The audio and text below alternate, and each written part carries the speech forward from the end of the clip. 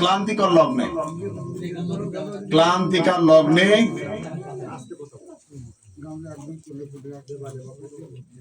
আজকে আমার বড় ভাই, আমি বলেছি সাউন্ডটা যেন না হয়, পিছনে সাউন্ড না করলে ভালো হবে আমার জন্য। এই ক্লান্তিকর লগ্নে এই গাভুরার কৃতি সন্তান আমার বড় ভাই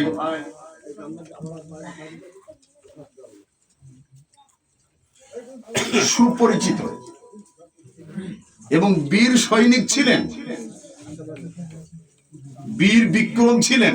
আমার চোখে না, গাভুরাবাসী না, সাতক্ষীরা জেলার ভিতরে সুশ্রীমান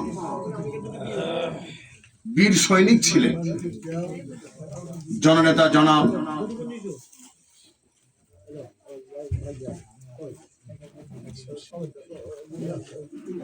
আমার বড় ভাই মেম্বার আব্দুল মজিদ সাহেব। আপনারা দেখেছেন এই পৃথিবীতে সবাই একদিন হারিয়ে যাবে, আমরা থাকব না। আজকে আমার বড় ভাইয়েরই সন্তান, আমার ভাই, মতভেদ থাকবে, সারা জীবন থেকে আসছে বাবা আদম আলাইহিস সালাম থেকে, এখনো থাকবে। কে কি দল করলো না করলো ওটা আমার মেটার হচ্ছে আমার ব্লাড কানেক্টেড, এখানে আমার ব্লাডের সঙ্গে।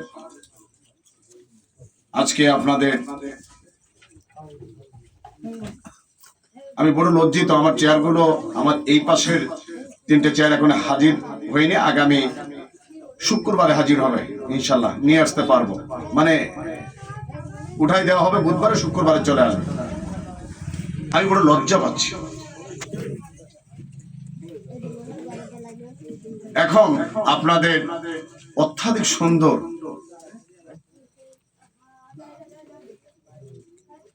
বিএনপির অঙ্গ সংগঠনের জেলার খুব আলোচিত জনাব সালাউদ্দিন লিটন আপনাদের সামনে মূল্যবান আলোচনা, আনলিমিটেড সময় উনি করতে পারবেন।